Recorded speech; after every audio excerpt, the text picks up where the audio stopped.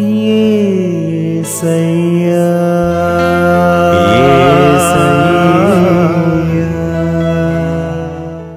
హల్లెలూయా.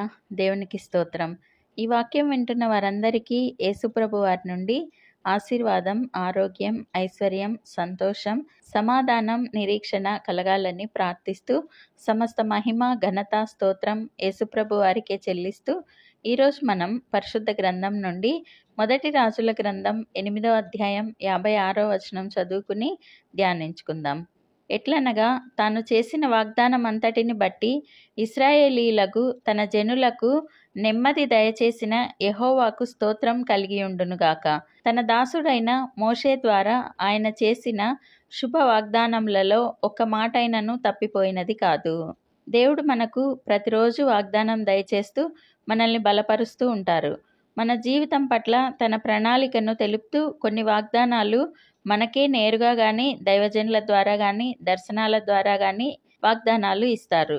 అవి కొందరికి వెంటనే నెరవేరచ్చు, కొందరికి కొంత సమయం పట్టచ్చు, ఇంకొందరికి ఎక్కువ సమయమే పట్టవచ్చు.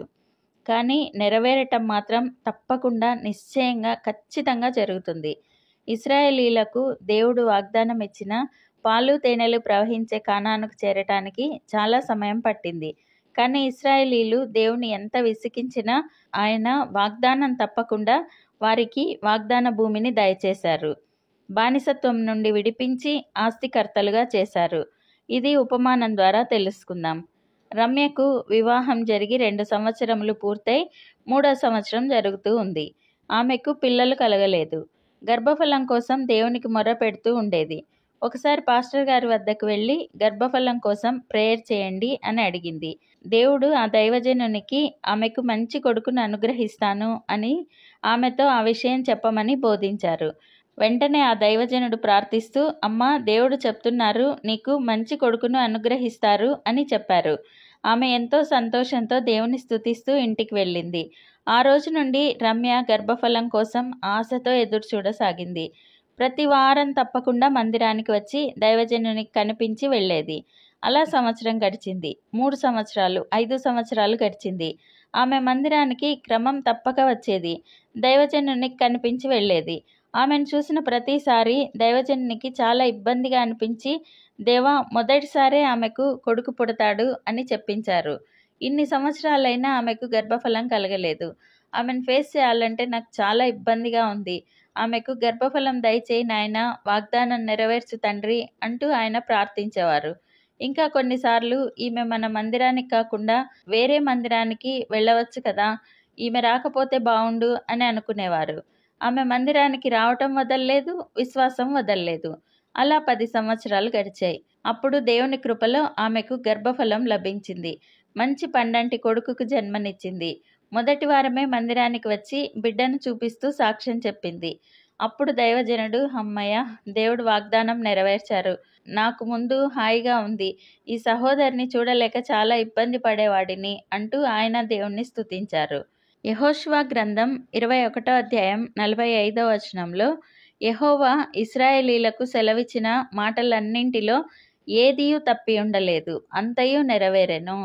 మోషే ద్వారా ఇశ్రాయేలీలకు వాగ్దానం చేసిన యెహోవా దేవుడు వాగ్దాన ప్రకారం దానిని నెరవేర్చారు. ఏ మాట తప్పకుండా అన్నీ నెరవేర్చారు. మనకు దేవుడు వాగ్దానాలు దయచేస్తూ ఉంటారు. అవి నెరవేరటానికి కొంత సమయం పట్టవచ్చు, కానీ తప్పక నెరవేరుస్తారు. మనం ఉపమానంలో తెలుసుకున్న రమ్య 10 సంవత్సరాలు విశ్వాసం విడవక వాగ్దానం పట్టుకుని ప్రార్థించి పొందుకుంది. అలాగా మనం విశ్వాసం విడవక ఓర్పు కలిగి ఉండాలి. కొందరికి వెంటనే కూడా నెరవేరవచ్చు, కొందరికి కొంచెం ఆలస్యమైన నిరీక్షణ కోల్పోక వాగ్దానాలను ఎత్తిపట్టి ప్రార్థించి పొందుకుందాం. ప్రార్థన చేసుకుందాం. ప్రభువా, దేవా, సర్వాధికారి తండ్రి, మీ పరిశుద్ధ పాదాలకు వందనాలు, స్తుతులు, స్తోత్రాలు నాయనా. మీరు మా జీవితాల్లో జరిగించిన మేలులన్నింటికీ వందనాలయ్యా. దేవా, మీరు చేసిన వాగ్దానాలను తప్పకుండా నెరవేరుస్తారని మరొకసారి వాగ్దానం ఇస్తున్న తండ్రి, వందనాలయ్యా.